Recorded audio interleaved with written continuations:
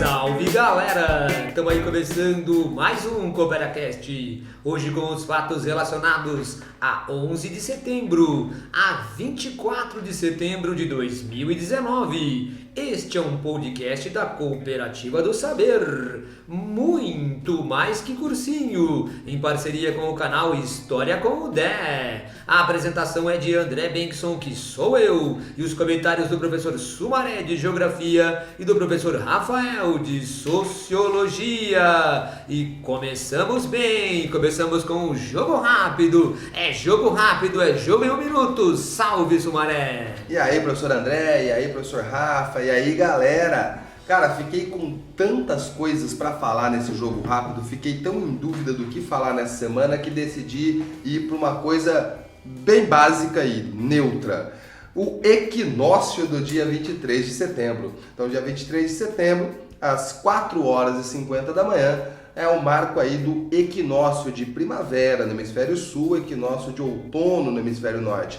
Equinócio e solstício são coisas que vem aparecendo bastante no vestibular, então lembrar aí que equinócio, a gente marca o equinócio com aquela data onde a luz do sol vai incidir formando um ângulo de 90 graus com a linha do Equador. Então ele vai incidir perpendicularmente aí na linha do Equador e vai tangenciar os polos. É quando o dia e a noite têm exatamente a mesma duração.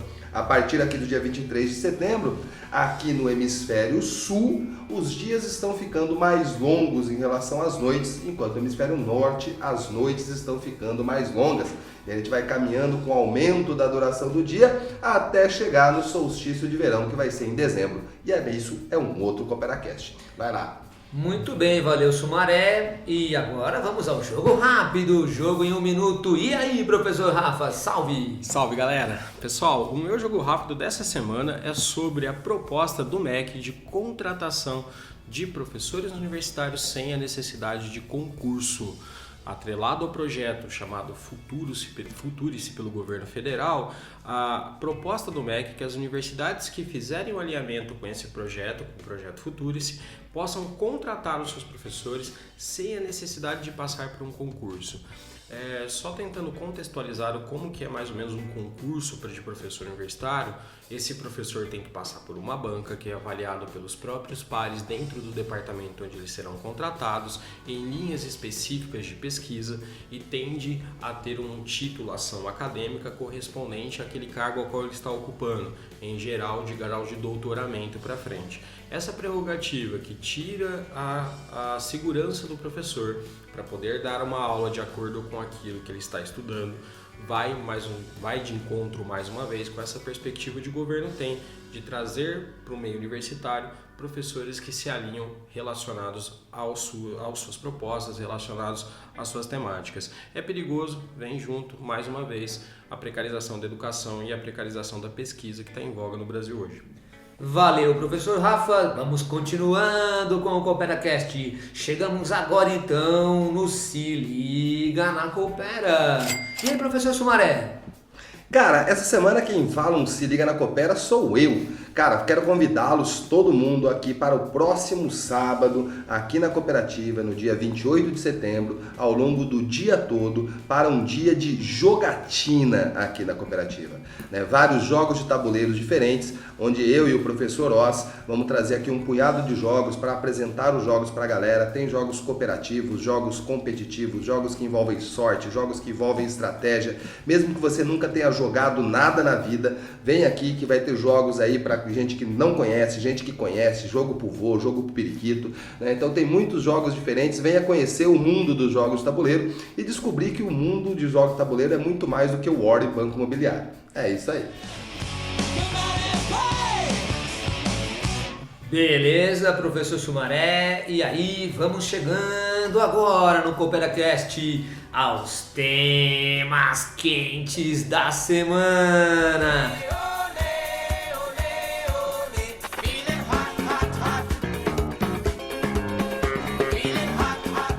Temas quentes da semana, sempre trazendo aqui para os estúdios avançados do CooperaCast o baú da história. Vamos abrindo o baú da história e tem muita coisa essa semana relacionado ao tema Constituição. Várias coisas do baú da história com relação ao tema Constituição. Vejamos aqui, ó, tá marcando aqui no baú da história 17 de setembro de 1787. A Constituição dos Estados Unidos é assinada na Filadélfia. Somente em 89, 1789, que todos os estados assinarão e a Constituição passará a valer. Agora, também temos no dia 18 de setembro de 1946 a promulgação da Constituição Brasileira de 46, após o fim do Estado Novo, da primeira era Vargas. Uma Constituição, portanto, de caráter democrático. E falando em constituições democráticas do Brasil, no dia 22 de setembro de 1988, portanto há 31 anos atrás, a aprovação do texto final da Constituição Brasileira, essa atual que está em vigor. E é isso, Maré. Cara, já vou começar fazendo o marketing aqui, o merchandising. No mês que vem vai rolar aqui na Coopera um mini curso de estrutura política. E quem vai ministrar esse curso sou eu, onde vai falar aí de estrutura política, focando em Brasil, mas falando do resto do mundo, onde vai falar de Estado, governo e entra na questão de Constituição. Brasil e Estados Unidos têm uma semelhança muito interessante quando a gente fala de organização. Ambos são repúblicas federativas, então você tem um país, o Estado geral, e você vai ter os estados, as unidades da federação. Nos dois casos funcionam dessa forma. E aí na cabeça do aluno geralmente aparece mas não é a mesma coisa, porque lá nos Estados Unidos cada estado é de um jeito. Aqui no Brasil também, coleguinha. Só que a gente tem uma diferença crucial entre Estados Unidos e Brasil, e ambos estão aqui nos temas quentes da semana. A Constituição dos Estados Unidos lá de 1787 e a Constituição do Brasil de 1988. A gente pode pensar nessas duas constituições como quase dois extremos de uma mesma lógica. A Constituição dos Estados Unidos é uma Constituição estritamente curta, ela é muito pequena, ela é muito pontual, alguns temas básicos ali. Se você já assistiu uma série, já assistiu que envolve investigação criminal, que envolve juiz, que envolve tribunal, você sempre vai ver as pessoas citando os artigos da Constituição dos Estados Unidos, porque ela é muito curta. Em compensação, em comparação com isso, a Constituição brasileira ela é muito ampla, ela é muito grande. Ah, Sumaré, qual que é melhor? Não tem um melhor e um pior aqui, são modelos diferentes de Constituição. Quando a gente fala de uma república federativa, os estados eles podem criar as suas leis, desde que estas leis não contradigam leis numa escala acima. Então o estado de São Paulo, do Rio de Janeiro, do Rio Grande do Sul tem suas leis estaduais, mas essas leis estaduais não podem ir contra a nossa Carta Magna, não podem ir contra aqui a nossa Constituição, não pode ir contra o nosso Código Civil, não pode ir contra os códigos federais. Então, como a nossa Constituição é muito ampla, a margem de manobra dos estados é menor do que a gente vai ter nos Estados Unidos, que a Constituição é muito curta, então a Constituição é muito pitiquiquinha, é muito fácil você encontrar coisas para fazer Constituição diferente. A partir do momento que nos Estados Unidos você vai colocando coisas na Constituição, e aconteceu ao longo da história, você vai ter algumas emendas aí, você vai ter alguns anexos à Constituição, as coisas passam a ser federais. Então aí o Rafa pode falar mais especificamente sobre isso quando a gente fala da questão do negro nos Estados Unidos, que é uma das alterações interessantes da Constituição, não é? Quando que a gente fala dessa caráter federal, a gente pode citar, a gente já citou aqui em outros programas, as chamadas leis Jim Crow, que assim, é um conjunto, a gente chama de lei Jim Crow, mas ela começa no sul dos Estados Unidos, em alguns dos estados, salvo engano, não lembro de cabeça, o Mississippi ou Alabama, que começam a criarem leis estaduais para limitar os acessos dos negros tanto a lugares, a sua ideia até da sua liberdade civil, como também da ideia de um direito político. Então, por exemplo, para que você votasse no estado do Mississippi, o seu bisavô deveria ter nascido no estado do Mississippi. Ora, se as pessoas eram escravas, as pessoas estavam antes em condições de escravizado, a pessoa não tinha esse grau de parentesco que haviam sido nascidos naquele determinado estado.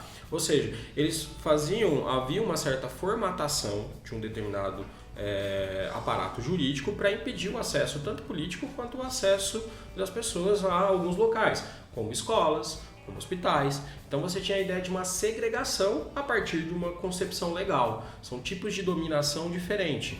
Nos Estados Unidos há questões que são muito distintas à questão de tributação, que é algo também que você não consegue, você não tem a legislação para isso lá de legislações de tributações federais. As tributações são em níveis estaduais. Como o Sumaré bem colocou, como você tem uma Constituição que nasce com uma carta de 12, são 12 artigos, a princípio, a 13ª emenda vai ser a emenda da escravidão, e hoje, salvo engano, são 15 emendas na Constituição norte-americana, são uma Constituição que tem uma base, né, um estatuto muito pequeno, e o direito é trabalhado na ideia de direito de costumes. As pessoas não só citam artigos da Constituição, mas citam sempre casos anteriores para fazer para fazer algum tipo de defesa, ou as promotorias, algum tipo de acusação contra as pessoas. Funciona de forma muito distinta.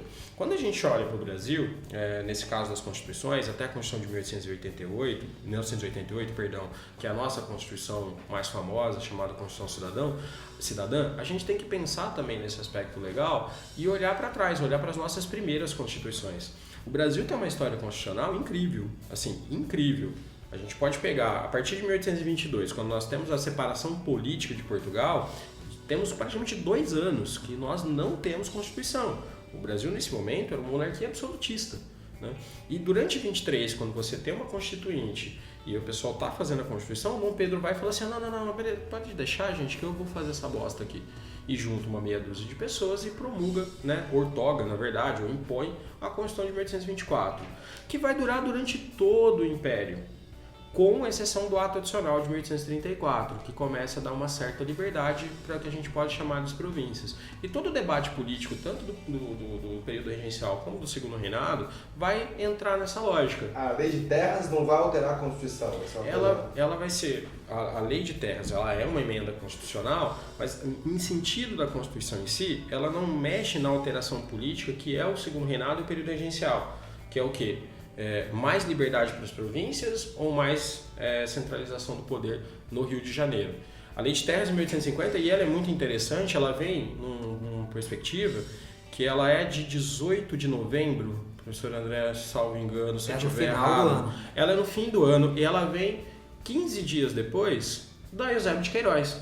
Então é muito interessante, o Eusébio de Queiroz é no começo de dezembro ou de novembro, salvo engano, 15 dias depois ou 2 semanas depois promulga-se a Lei de Terras, que as terras só podiam ser compradas ou vendidas. Só dizendo que Eusébio de Queiroz era a proibição do tráfico negreiro para o Brasil, não é isso? Exatamente, e é muito interessante quando a gente fala nessas questões legais, gente, porque existe uma lei que é pouco conhecida, que é uma lei de 7 de setembro de 1831, que dava liberdade para todo africano que pisava no Brasil. Essa foi uma lei promulgada no final, entre o período do primeiro reinado e o período regencial, que depois vai ser conhecida como a chamada Lei para Inglês Ver. Ela é uma lei que não pega. Tanto que vai ser preciso só em 1850 que você tenha realmente o final do tráfico negreiro e do tráfico negreiro. A Constituição de 1824 ela não mexe em questões sociais importantes. E é o que a gente pode ver. Você não tem uma questão social importante sendo mexida, que é a escravidão, e ela vai ser feita com tutela estatal desde 1850 a 1888. O que não impediu, por exemplo, que grandes líderes de movimentos, como o próprio Luiz Gama, que tem uma história fantástica, é um cara que vai ser vendido pelo pai, ele era um alforro, mas foi vendido pelo pai da Bahia, vai parar em São Paulo, e para em São Paulo, perto do Largo São Francisco, se alfabetiza, vira escrivão de polícia, e com o conhecimento que tinha das leis, principalmente da lei de 7 de setembro de 1831, ele liberta mais de 500 pessoas em condições de escravizamento. A nossa escravidão só é resolvida em 1788, e aí nós temos a primeira Constituição Republicana de 1891. Durante 2 anos, novamente, não tivemos Constituição, não tivemos regração de leis. Aí para só ter uma outra Constituição, de 1834, que é uma Constituição liberal, dada a Constituição liberal, vai dar direitos trabalhistas urbanos, vai dar voto secreto, direito para as mulheres, que vai durar 3 anos. 3 anos. E vem uma Constituição fascista, uma Constituição de inspiração fascista, escrita por Francisco Campos, né? O cara que sabia lidar muito bem com os termos jurídicos para deixar tudo bonitinho, algo que era claramente expressão fascista, E a gente vai ter em 46, com o aniversário dessa Constituição, uma Constituição democrática, mas uma Constituição que também vem numa signa, que não é mais em centralização de políticas através de maior ou não liberdade para os estados, mas entre qual tipo de modelo de governo a gente está adotando, se a gente vai deixar mais o capital externo, se a gente vai ter capital nacional, a gente vai colocar questões trabalhistas no cerne da Carta Legal, ou a gente vai deixar maior liberdade para as negociações entre patrões e empregados. Essa história que a gente vê agora não é de hoje, não acontece só agora. Em 1946 há grandes debates sobre isso. Modelos de educação que vocês veem agora, gente, com reforma do ensino médio e o escambau que a gente tem agora, ocorre desde 46. Em 46 há um grande debate, porque precisava-se de uma LDB e ela só vai ser feita em 61, num debate que quem deveria dar educação? É o Estado dando dinheiro para empresas privadas promover educação ou é o Estado que vai promover educação? Isso só vai se findar em 88. A Constituição de 88 ela é considerada aí por muitos juristas do mundo como uma das constituições, podemos dizer, mais completas, né, mais amplas, né, que vai abranger uma série de áreas e setores. E ela é uma Constituição extremamente avançada nesse ponto de vista jurídico, né? É uma Constituição que vai versar sobre questões ambientais, é a primeira Constituição do mundo que vai colocar elementos ambientais que estão sendo discutidos ainda nos anos 80, né? Se você pegar a parte da Constituição que vai falar sobre legislação ambiental, ela quase ipsis literis, né? Usando termos jurídicos, né? É quase uma extração do relatório Brundtland que foi lançado no começo dos anos 80. Né? Então a gente tem na nossa Constituição o conceito de desenvolvimento sustentável, que era algo que não se falava no mundo.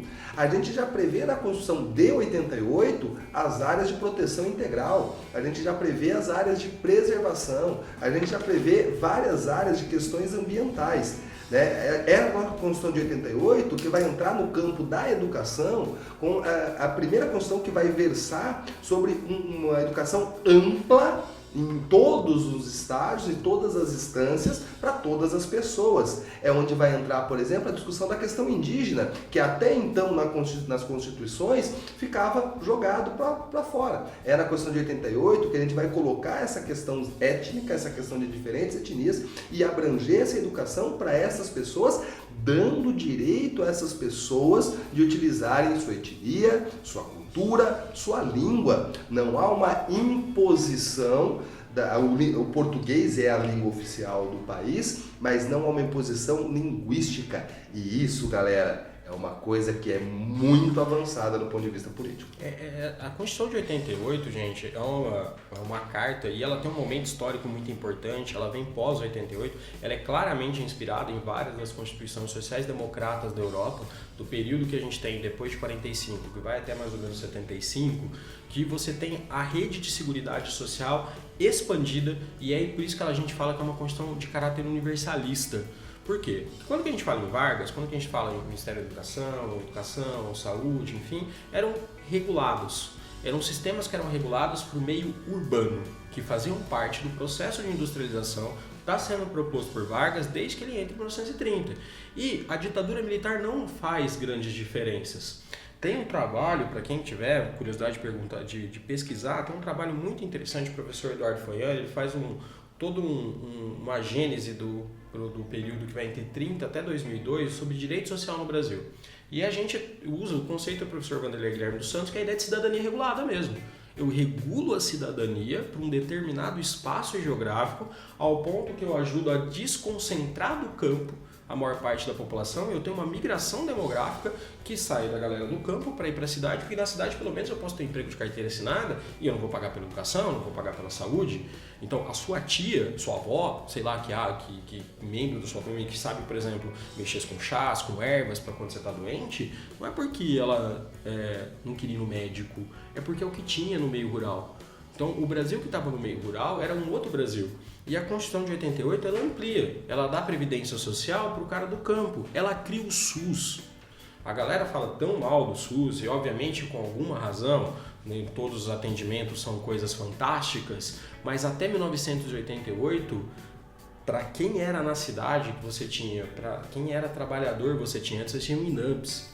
Então, assim, a concentração da ditadura, que pós-ditadura militar, que a ditadura amplia direitos sociais, né? Vocês vão ver isso em aulas ainda, nós estamos acabando o ano, há uma certa ampliação de alguns direitos sociais, mas ela continua reduzida, tanto que o pessoal chama de modernização conservadora. Há uma modernização, mas ela ainda é reduzida. E a Constituição de 88 abre para todo mundo, mas qual que é um grande problema da Constituição de 88? Quem executa ela depois? Porque nós temos a eleição em 89, e a eleição de 89 ganha Fernando Collor, que é um liberal, que é um neoliberal. E nós temos, na sequência de Fernando Collor, um governo que se coloca como alguém que está abrindo os mercados, que está desburocratizando o Estado, que não está querendo gastar. Ele cai, mas depois vem Fernando Henrique Cardoso com o Plano Real. E dentro do Fernando Henrique Cardoso, há um marcador extremamente importante para a gente pensar todas as questões sociais, que é a reforma do Estado em 1997, com o ministro Luiz Carlos Bresser Pereira, que é o qual vai falar assim, lei de responsabilidade fiscal, você não pode gastar mais de 60% em funcionalismo. Chapa, você faz saúde, educação com o quê? Com máquina? Ou você faz com gente trabalhando? E aí você abre espaço para a criação das chamadas OCIPs. Você que mora em Campinas, você vai levar sua bebê na creche, seu irmãozinho na creche, você leva numa nave-mãe. E por que existe a nave-mãe? A nave-mãe é uma OCIP, é uma organização social de interesse público, onde você tem capital privado, ganha do dinheiro do setor público para trabalhar com questões sociais. Porque a gente cria uma carta de intenções que no papel ela é fantástica, o Sumaré coloca bem, ela é estudada por vários juristas. Assim, quem estuda ciências humanas, ciências jurídicas na Europa, Estados Unidos, no mundo ocidental, olha a Constituição de 88 brasileira como uma excelente carta de intenções, mas a gente não conseguiu regular essas intencionalidades. E aí a gente tem discrepâncias como a gente tem até hoje nos direitos sociais. Na Constituição de 88, a parte que fala sobre reforma agrária é espetacular. É uma parte que vai falar de reforma agrária, vai mostrar a aplicabilidade desse negócio e vai ter uma questão regionalista, porque ela vai falar o seguinte, o Brasil é tão grande que não dá para a gente colocar uma determinação, por exemplo, de quantos metros é um minifúndio ou um latifúndio. Então ele joga para os municípios, né, a ideia de que, olha, dentro deste município leve em consideração as características sociais, econômicas e físicas do território e determine aí o que seria um módulo rural, ou seja, qual que seria a área necessária, né, para uma família poder sobreviver com o sustento dessa terra. E aí todos os artigos da Constituição vão versar neste conceito módulo rural. Porque fala, cara, em Campinas é diferente de Parnaíba do Norte. De Carajás. Que é diferente, né? Ou seja, o Brasil ele tem tanta diversidade social, econômica e física que não dá para uma Constituição Federal falar, vai ser esta medida. Então, cara, abre pra galera e fala, determina aí. Então, cara, é uma Constituição bonita que, infelizmente, ela não é aplicada. Né? Não, e tá morrendo. E tá morrendo. Quando a gente fala de trabalho, ela tá morrendo. Quando você tem, em 2017, a lei da flexibilização do trabalho, você lê a lei da terceirização, a lei da flexibilização do trabalho, praticamente você está jogando fora os itens trabalhistas. Quando você coloca a reforma do ensino médio, praticamente você está arregaçando a obrigatoriedade da educação. Nós estamos vivendo aí, os 4 últimos anos, aí, períodos de PEC atrás de PEC, né? Que são os projetos de emenda constitucional, né? Alterações aí da Constituição. Não faz o menor sentido a gente pegar o melhor da social-democracia europeia dos anos 40 até os anos 70, fazer uma Constituição inspirada nisso, fazer essa estrutura toda de leis que vocês citaram aí, e a seguir, nos últimos 30 anos, a gente só elege governos, praticamente quase todos, que não concordam com a carta e tretam com a carta e querem fazer tudo ao contrário, chegando nesse momento atual que é abertamente para destruir a Constituição. Não vai dar certo o país assim, né? Já avisei que vai dar merda isso.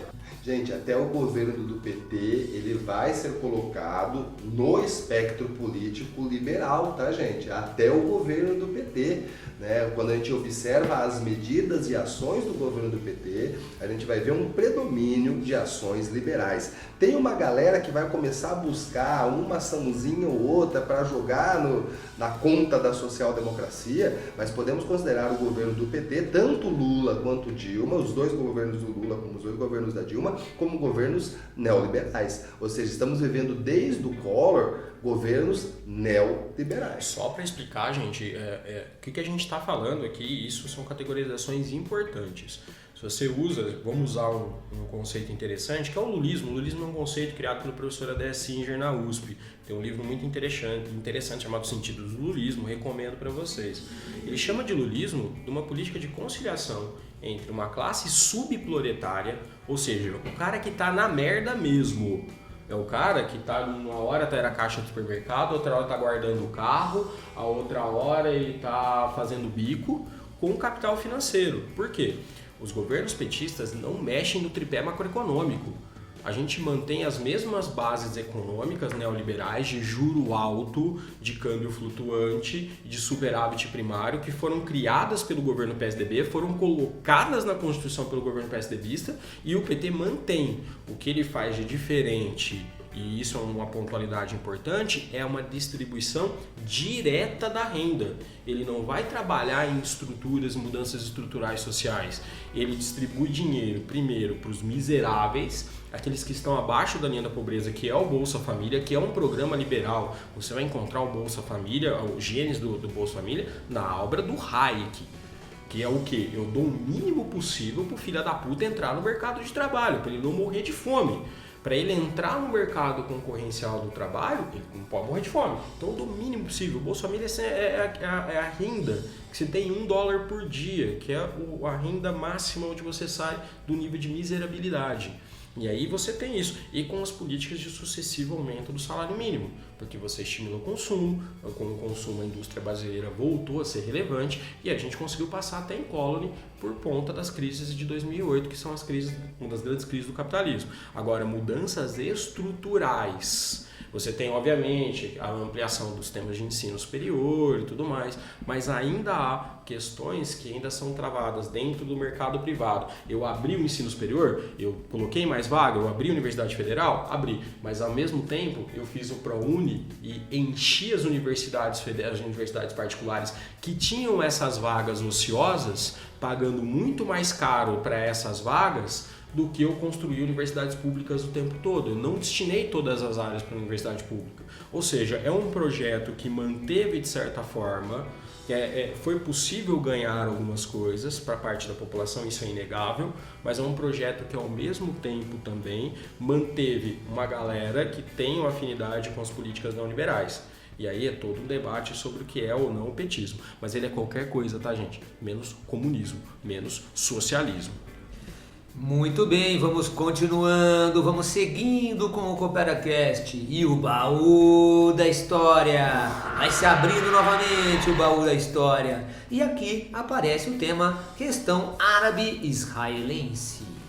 Veja só que no dia 17 de setembro de 48, o Lehi, também conhecido como Stern Gang, assassina o conde Falk Bernadotte, que foi nomeado pelas Nações Unidas para mediar, entre as nações árabes e Israel. Já no dia 22 de setembro de 1948, foi declarado o protetorado toda a Palestina, e um governo foi formado então a partir daí. No dia 14 de setembro de 1960, é fundada a Organização dos Países Exportadores de Petróleo, a famosa OPEP. No dia 17 de setembro de 1978, os acordos de Camp David são assinados por Israel e Egito. Já no dia 13 de setembro de 1993, Israel e palestinos firmam os acordos de paz de Oslo, abrindo caminho para a retirada israelense de partes de Gaza. E é isso, Maré. Cara, a questão árabe-israelense parece que nesse programa de hoje juntou um monte de coisas interessantes aqui. Isso daria, como a gente já falou algumas vezes, tem alguns temas do CooperaCast que daria para falar 10 CooperaCasts sobre o assunto. Então, o primeiro ponto aqui, vamos falar desse fato de 17 de setembro de 1948, quando o Lehi assassina o conde Falk Bernadotte. Galera, é o seguinte, quando a gente fala de questão de terrorismo, e principalmente quando a gente joga a questão de terrorismo para a região do Oriente Médio, a gente vai ter um senso comum que foi reforçado pela mídia, que é reforçado por uma série de instituições, de que o terrorismo é algo estritamente dos grupos árabes, dos grupos islâmicos. Seguinte, Israel, ele vai ser criado, o processo de formação de Israel, apesar de estar rolando uma discussão dentro da ONU, pós Segunda Guerra, e com a criação da ONU começa a se discutir um plano de partilha na região, a região ali que hoje, a região da Palestina, onde hoje é o Estado de Israel, é uma região que já vinha sendo ocupada por povos judeus. E ali na região que você tinha um mandato britânico, então você tinha ali um governo britânico mantendo a região, surgiram ali mais do que isso, mas principalmente a gente pode falar aí de 2 grandes grupos terroristas judeus. Dois grupos que são grupos paramilitares, grupos armados, que vão atuar contra o Estado, ou seja, aí, contra esse mandato britânico.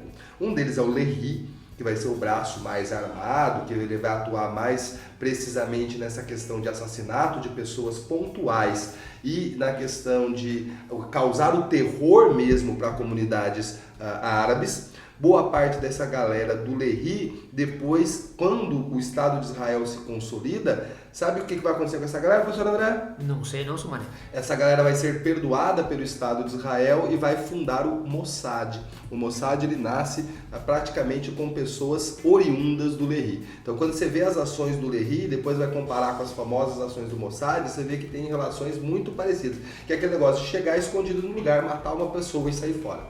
O outro grupo é o Haganah. O Haganah, que também é um grupo que vai fazer essas ações terroristas, mas ele vai se consolidar, ele vai ter uma ação mais forte na ideia de trazer judeus de forma ilegal, trazer de uma forma, porque o mandato britânico proibia a entrada de novos judeus, então trazia de forma ilegal para consolidar a ocupação judaica na região. E depois essa galera do Haganah vai ser responsável pelos principais pontos de colonização depois da consolidação do Estado de Israel. Então perceba aí que essa formação do Estado de Israel, ela está organizada, ela está caminhando com grupos terroristas. Israel ainda não está consolidado aqui em 1948. E aí, paralelo a isso, você tem a Liga Árabe. A Liga Árabe vai ser um grupo de países da região, que aí são países já reconhecidos, são países que já existem, que vão se opor a essa proposta da ONU de um plano de partilha no formato que a ONU colocava. Então a principal treta que a gente vai ter no plano de partilha é, de um lado você vai ter o que vão defender o seguinte: 2 povos, 2 estados, que aí você vai ter a criação de Israel e Palestina. E de um outro lado você vai ter a galera que vai dizer um território, um estado. Então você cria um país ali e esse país ele vai ser um só, onde você vai ter os judeus e os palestinos. Acontece que essa versão do 2 povos aí, 2 estados, ela se sobressai quando Israel declara sua independência e fala que é Israel. E aí a gente vai ter a Guerra de Independência. Pós-guerra de independência, os territórios que eram previstos como territórios palestinos vão ser ocupados por Israel. E os territórios que não são ocupados por Israel são ocupados pela Liga Árabe, que aí entra o segundo ponto aqui, dia 22 de setembro, quando a Liga Árabe vai declarar o território que hoje é a faixa de Gaza como território chamado toda a Palestina, onde vai ter um governo e vai atuar nessa região. Sabe quanto tempo dura esse governo? 3 meses. Esse governo fica 3 meses ali e vai ser mandado para o Cairo, onde vai ficar atuando lá do Egito. O que gera já esse problema, porque é um governo na faixa de Gaza, mas é um governo que vem lá do Egito. Então isso vai gerar uma série de confusões e problemas de gestão. Então a gente pode dizer que a Palestina em si nunca existiu. Lá em 67 a gente vai ter a Guerra dos 6 Dias e depois lá em 73 a gente vai ter a Guerra do Yom Kippur. A Guerra do Yom Kippur ou Guerra do Perdão é uma guerra que é importante com um marco porque é uma guerra que não tem alteração de territórios. Todas as outras guerras entre Liga Árabe e Israel vai ter alteração de território, exceto a Guerra de Yom Kippur, que é quando você tem a ação direta dos Estados Unidos. Aí a Liga Árabe vira e fala, caceta, então não dá mais para intervir militarmente. E aí que entra a notícia de 1960, que é a criação da OPEP, a Organização dos Países Exportadores de Petróleo. Esses países exportadores de petróleo é um conjunto de 11 países, sendo esses 11, 6 do Oriente Médio. E esses países do Oriente Médio, em 1973, organizam aí uma redução na oferta de petróleo, o que vai gerar a crise do petróleo de 73. Essa crise de petróleo de 73 vai afetar a economia ocidental, o Brasil, né, dá um rombo no Brasil em 73, mas essa organização internacional vai começar a pressionar Israel para uma negociação com seus vizinhos, que vai culminar no Acordo de Camp David, que é a notícia aqui de 78, onde Israel e Egito assinam um acordo e Israel devolve a península do Sinai, que havia sido tomado do Egito, lá numa outra guerra, né, que começa em 56 e se consolida em 67. Pós Acordo de Camp David, a situação externa de Israel fica mais aliviada, mas aí abre espaço para a situação interna. E aí nessa situação interna você vai ter a intifada no início dos anos 80. Essa intifada no início dos anos 80 vai colocar para o mundo essa relação que acontece internamente no território israelense. É dessa intifada que vai nascer um dos grupos que é considerado o grupo terrorista por Israel, Estados Unidos e agora, a partir desse ano também pelo Brasil, que é o Hamas, que é o Partido Político Palestino, que vai se tornar um partido político pós-Acordo de Oslo de 1993, que é outra notícia aqui, que a partir de 1993 a gente vai ter a fundação da Autoridade Nacional Palestina, que é um partido, uma forma de um governo dos palestinos, onde você vai ter uma eleição dentro da Palestina. Dois territórios importantes, um território é a faixa de Gaza, que era essa antiga toda Palestina, hoje é chamada de faixa de Gaza, e o outro território é a Cisjordânia. Nesses territórios você vai ter dois partidos políticos importantes, um deles é o Hamas, que é isso que eu acabei de citar, e o outro é o Fatah, que é um partido que vai nascer da fusão de grupos terroristas que vão surgir ao longo dos anos 50 e 60 contra o território de Israel. Cara, colocar tudo isso num CooperaCast e falar em 5 minutos, cara, foi um pequeno resuminho aí para tentar citar todos esses pontos. É um tema muito mais amplo, muito gigantesco, né? Em uma aula não daria para falar tudo isso. Fala um pouco aí, Rafa. Cansei. Eu só não tenho que falar sobre isso, né? O único ponto que eu quero fazer uma analogia interessante com aquilo, tudo que o Sumaré falou, o Sumaré praticamente deu uma aula completa, né? Principalmente os pontos importantes da questão árabe-israelense, é pensar como as coisas também estão conectadas. A gente falou da Constituição de 88 como inspiradora da questão da social-democracia europeia. Parte do que vai ter a crise, do que nós vamos chamar da grande crise da social-democracia europeia, se trata da crise do petróleo de 1973, explicando. A Europa, quase toda a Europa industrializada, era grande dependente da energia oriunda do petróleo. Então, quando você tem um aumento de quase 400% no preço do petróleo em 1973, isso arrebenta praticamente todas as contas, assim, arrebenta as contas públicas de boa parte dos países ocidentais. Não só isso, isso faz, por exemplo, que até o próprio Estados Unidos, que haviam tido problemas monetários, praticamente encerrassem o que a gente vai chamar de padrão dólar, que foi acordado em Bretton Woods em 1944. Então, assim, a crise do petróleo, ela foi, de alguma forma, o início da crise do modelo do estado de bem-estar social, porque qual era a desculpa, né? Falar em desculpa é uma coisa até, de certa forma, genérica. Qual foi o argumento que os liberais, no caso, eles vão ser chamados de neoliberais pelos seus opositores, vão fazer? Fala assim, olha só esse estado aí que vocês montaram. Olha esse estado que cuida da vida da pessoa, desde que ele era nenezinho até a morte dele. Esse estado é caro. Se esse estado é caro, vocês ficam à mercê de uma crise que acontece lá na casa do caramba. Então, qualquer alteração disso ferra as suas contas estatais. Se vocês estão intervindo no mercado, vocês estão intervindo no que vocês estão chamando de direitos sociais e gastando, usando o dinheiro do Estado para garantir, sendo que vocês não estão dando liberdade para o indivíduo escolher o que eles devem fazer com as suas próprias vidas. Então, esse tipo de argumento que vai ser constituído, principalmente a partir da década de 70, com a gente está falando de algumas escolas neoliberais, parte a escola austríaca são importantes, a escola de Chicago, Milton Friedman é importante, outra escola importante que é a escola de Virgínia, James Buchanan, também vai ser interessante nesse sentido, é o debate que vai ter em relação ao gasto do Estado. E no caso brasileiro, nós éramos uma economia altíssima, a dependência nossa do petróleo era ridícula, encerra-se um período do milagre brasileiro. 98% do petróleo usado no Brasil em 1973 era importado. E porque compensava, tá, gente? Não é uma questão também, existe uma questão lógica nisso. Por que você vai desenvolver a extração do petróleo em águas profundas, que é o nosso petróleo, a base, que é uma platô continental de quase 4.000, 5.000, em alguns lugares 6.000 metros de profundidade, se você pode comprar petróleo a $4 do Oriente Médio. Então é até uma questão de desenvolvimento, a partir daí que a Petrobras vai iniciar todo o seu esquema de pesquisa. Mas essa crise relacionada à crise árabe-israelense é, assim, sem maiores problemas, uma das grandes crises do capitalismo, mas principalmente do modelo capitalismo keynesiano, que é o modelo da social-democracia, constituído no pós-guerra como uma alternativa aos regimes que estavam acontecendo na União Soviética, para dar uma certa liberdade, né? Para dar um certo cuidado para a classe trabalhadora. Muito bem, vamos continuando com o CooperaCast. Chegamos agora aqui diante do baú da história, abrindo o baú da história, temos mais um tema quente da semana.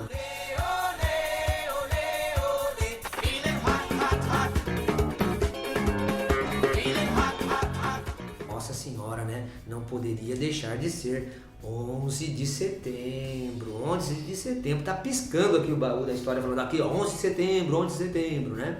Então, em 11 de setembro de 2001, os ataques, né, uma série de ataques suicidas coordenados, né, matando 2.996 pessoas, usando 4 aviões sequestrados por 19 membros do Al-Qaeda. 2 aviões caem no World Trade Center, em Nova York, um terceiro cai no Pentágono, no condado de Arlington, Virgínia, e um quarto em um campo perto de Shanksville, Pensilvânia. Então é isso, Maria. Cara, o 11 de setembro é uma daquelas datas na história que todo mundo lembra o que estava fazendo. Isso é natural da nossa memória, quando acontece algo que é extremamente marcante, a gente vai fotografar isso na nossa memória. Mas uma curiosidade, aí vamos entrar um pouco num campo que não é o meu campo, né, que entra na psicologia, na biologia. Muito provavelmente as memórias que nós temos são memórias que nosso cérebro forjou, nosso cérebro montou. Né? Então, apesar de a gente lembrar vivamente o que estava nos 11 de setembro, não necessariamente a gente estava fazendo isso. Por curiosidade, o 11 de setembro eu não vi, né, o avião batendo na torre. Coisa todo mundo fala, eu vi o avião batendo na torre. Porque eu estava dormindo, porque eu passei a noite anterior acordado. Porque a noite anterior é a noite que o Toninho foi assassinado. Na época a gente não tinha o acesso à internet que a gente tem hoje, então quando passou a primeira notícia na TV, já era lá por volta das 10 horas da noite, por aí, quando fez a notícia, e foi uma notícia muito superficial. E aí eu fiquei com a TV ligada a noite inteira, esperando novas notícias sobre a morte do Toninho. E aí eu acordo no dia seguinte com o meu tio espancando a porta, né, para mostrar o que estava acontecendo. Então quando eu chego na televisão já tinha acontecido, né, então eu não cheguei a ver, né, aquele em tempo real, porque muita gente viu em tempo real porque o segundo avião, porque bate o primeiro, né, então isso foi uma... E cara, a gente pode considerar, aí no campo da ciência política, quando a gente vai analisar o terrorismo ele tem uma particularidade, né, na ciência política. Né? A gente diferencia, por exemplo, o terrorismo de guerrilha, são ações, são técnicas diferentes. A técnica do terrorismo é uma técnica que ela parte de um pressuposto da espetacularização do ato. Essa espetacularização é importante. Por que o terrorismo utiliza muita bomba? Bomba não é efetivo, é muito mais efetivo um bom atirador com uma arma de fogo do que uma bomba. Né? Então você vai ver atentados à bomba que matam 2 pessoas, que matam 5 pessoas, mas o importante é a espetacularização. O 11 de setembro de 2001, ele é o auge da espetacularização, porque o intervalo entre os 2 aviões é um intervalo suficiente e planejado para que depois do primeiro avião você vai ter as câmeras apontadas para lá. Então o segundo avião ele foi visto, né, ele foi televisionado, né, o segundo avião. Não que todo mundo tenha visto ao vivo, né, mas são imagens que você viu, né, porque pode não ter visto na hora, mas você viu depois. Professores utilizam em aula essa cena da TV, né, porque foi televisionado. Então é um atentado televisionado. Então é espetacular pensar, né, essa questão da espetacularização do ato, a mediatização do ato, né, transformar esse atentado num ato espetacular. O 11 de setembro, para a questão geopolítica internacional, ela também é um marco, porque a partir desse 11 de setembro de 2001, nós vamos ter o início da chamada doutrina Bush. Quando cientistas políticos, sociólogos, historiadores vão falar da histórico político dos Estados Unidos, a gente divide a história dos Estados Unidos em 3 doutrinas, né? Com seus corolários e tal, mas você tem 3 doutrinas: a doutrina Monroe, a doutrina Truman e a doutrina Bush. A doutrina Bush tem uma pequena diferença das outras duas, né? Quando a gente fala de doutrina Monroe e de doutrina Truman, é através de análises históricas, políticas. A gente vê, ó, depois que o Monroe falou isso, você vai ver uma galera que está seguindo esse mesmo modelo. Depois que o Truman falou isso, você vai ver uma galera que está seguindo esse modelo. O Bush chega na televisão no dia 17 de setembro e fala: começa hoje a doutrina Bush. Então é autodeclarada essa doutrina Bush, que é baseada num tripé. E esse tripé é: nenhum país pode ter armas, pode aumentar o seu número de armas, uma vez que os Estados Unidos ele teria, ele protegeria o mundo. O segundo princípio é que não há neutralidade, ou você está do lado dos Estados Unidos ou você está do lado dos terroristas. E o terceiro ponto do tripé são os ataques preventivos. E aí, a partir desse início da doutrina Bush, você já vai ter imediatamente o ataque ao Afeganistão, a invasão ao Afeganistão, que foi referendado pelo Conselho de Segurança da ONU. Então aqui, quando a gente fala de ONU, também há uma confusão quando fala os Estados Unidos invadiu sem autorização da ONU. Então vamos lá, coleguinha. A gente fala de duas invasões que acontecem aí, que estão vinculadas à doutrina Bush. A invasão no Afeganistão, que foi sim autorizada pelo Conselho de Segurança. O Conselho de Segurança foi lá e falou: vai lá, mano, vai lá que você é nós. E depois você vai ter a invasão do Iraque. A invasão do Iraque foi referendada pela ONU? Não, mas não foi não referendada. Aí a ideia das regras do jogo, como que funcionam as regras do jogo. Para uma coisa ser discutida no Conselho de Segurança, alguém tem que levar essa discussão. Aí você vai ter 15 países que vão discutir.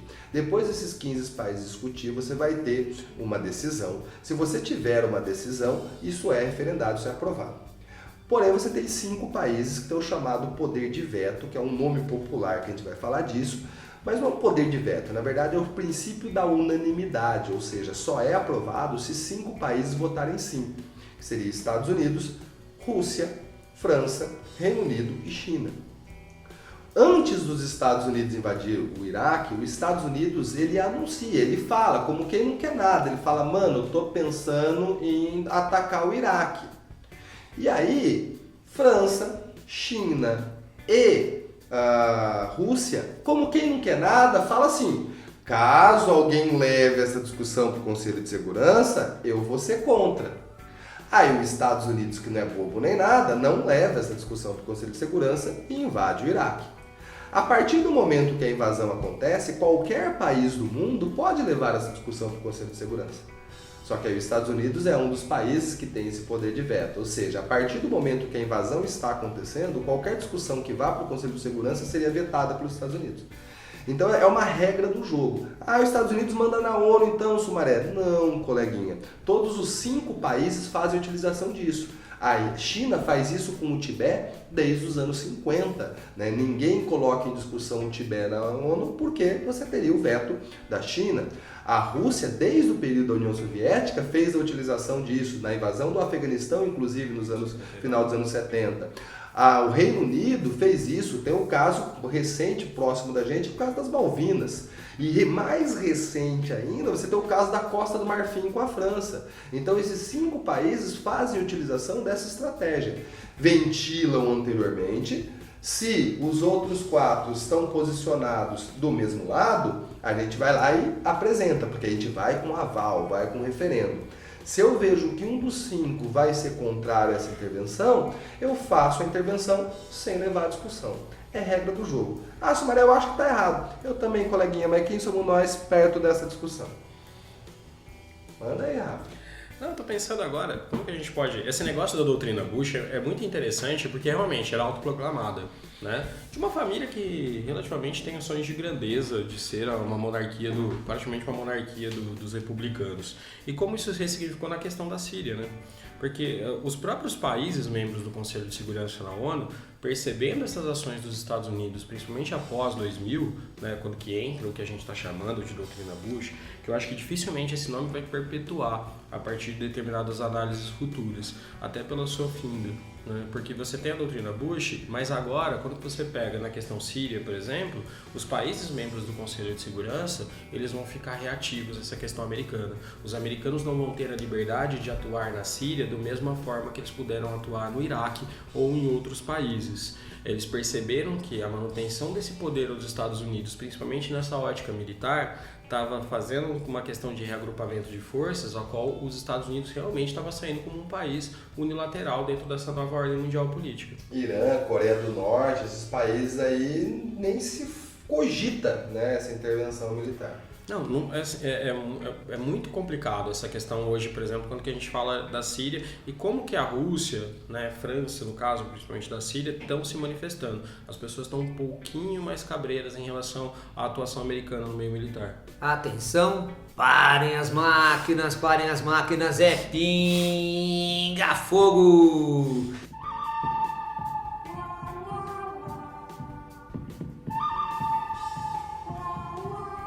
Pinga fogo no dia 11 de setembro, mas um outro 11 de setembro de 1973. Um golpe militar no Chile, liderado pelo general Augusto Pinochet, derruba o presidente democraticamente eleito Salvador Allende.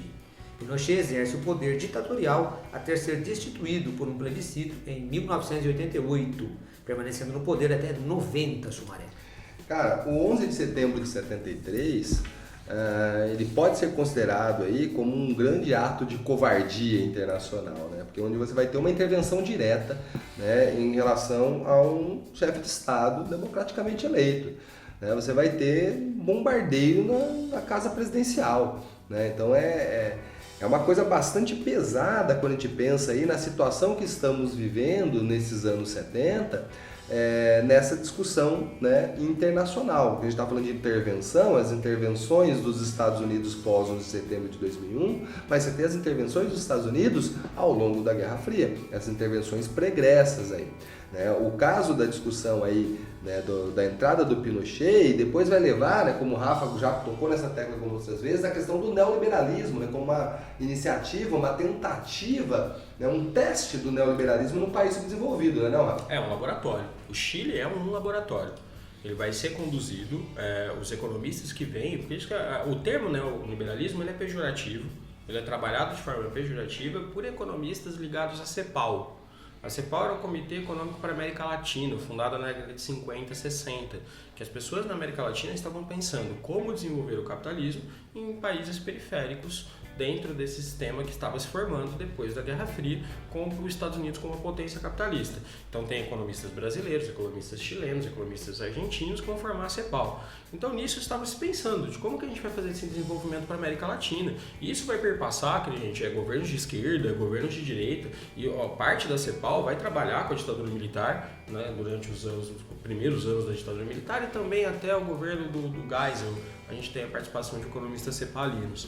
Mas quando você vem a ditadura chilena, vem um modelo que assim, eu vou colocar o neoliberalismo na jogada, eu vou colocar os preceitos que estavam já sendo estudados desde a década de 60 na escola de Chicago com Milton Friedman. A gente tem a instauração de um regime ao qual o Estado vai ser retirado dessas questões sociais, né, e retirado de forma agressiva. É consolidado posteriormente esse tipo de regime na Constituição chilena de 1980, né, que a gente, né, passou aqui hoje pelo Coopera Cash, e o final das contas mostra um pouco da questão da atuação das esquerdas na América Latina. Você tem no Allende, a questão do Allende é importante porque a gente fica falando, por exemplo, das guerrilhas de esquerda que vão acontecer de algum momento em vários países, destacadamente Brasil, Peru e Uruguai, que essas guerrilhas vão se formar, mas no Chile, os partidos socialistas no Chile tentam a via democrática. E no Chile eles vão conseguir. O caso na América Latina, do Chile na América Latina, vai ser o primeiro presidente socialista que vai ser eleito na via democrática. E a atuação dos Estados Unidos na derrubada do governo Allende, antes mesmo da questão do Pinochet, passa até por fomentar, como eles já haviam feito antes no Brasil, no Argentina, com algum destaque também na Bolívia e na Venezuela, setores da sociedade civil para se formarem contra o governo Allende. Aí você tem o lockout dos caminhoneiros, quando os caminhoneiros decidem parar num país também que não é tão extenso, vamos dizer assim, na sua largura, fazendo uma analogia muito porca, mas muito distante na sua longitude. É um país alto e magro, professor. Exatamente, é um país alto e magro.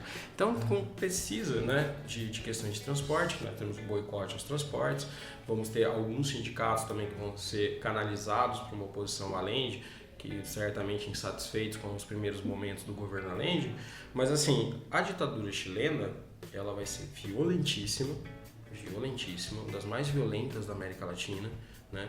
E tem questões que perpassam até hoje. Parte da neodireita, ou que a gente pode chamar de neofascismo, que também está acontecido na América Latina, tem em Augusto Pinochet um elemento inspirador. E Augusto Pinochet é um dos elementos que conseguiu ser processado fora do Chile depois do que a ditadura acabasse. Ele foi condenado pelo Tribunal Internacional de Haia. E assim, é esse tipo de gente que a gente está falando, que a gente está referendando. Quando a gente coloca visualmente, a questão visual sempre é importante, com o 11 de setembro, o 11 de setembro que nos vem à cabeça são as cenas onde você vê o avião chegando, quase 3.000 pessoas morrendo. Os números de mortos da ditadura chilena é um dos números mais imprecisos que você tem em toda a América Latina. Por quê? Porque, além disso, existe uma política sistemática de sumir com os corpos, mais do que aconteceu aqui mesmo no Brasil.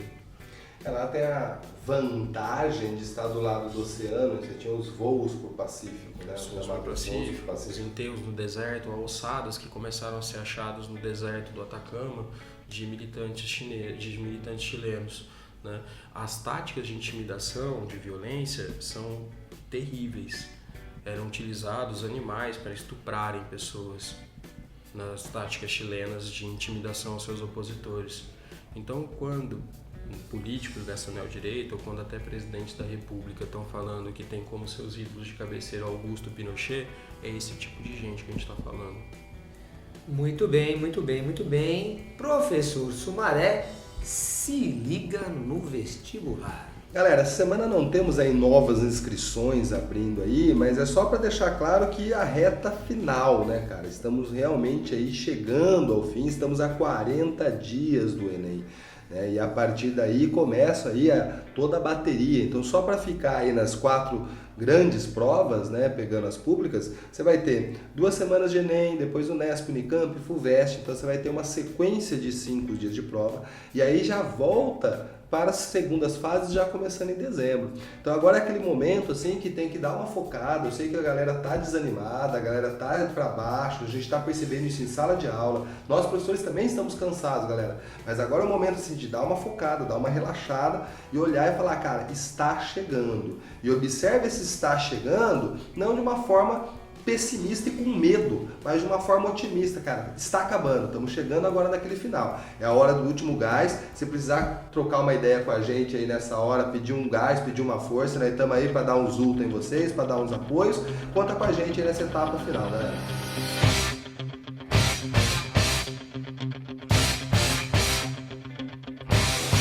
Você ouve o CooperaCast no SoundCloud, no TuneIn, no Castbox e no Spotify, e pelo YouTube no canal História com o Dé. Aí você vai até o Facebook, curte nossa página lá do CooperaCast no Facebook. Aí você pode mandar suas perguntas, fazer suas críticas e sugestões de pauta. Quero agradecer ao professor Sumaré pelos comentários do programa de hoje, ao professor Rafa pelos comentários do programa de hoje e ao professor Chico de Biologia pela técnica mais técnica do Brasil. Um abraço, valeu por escutar o programa até agora e tamo junto!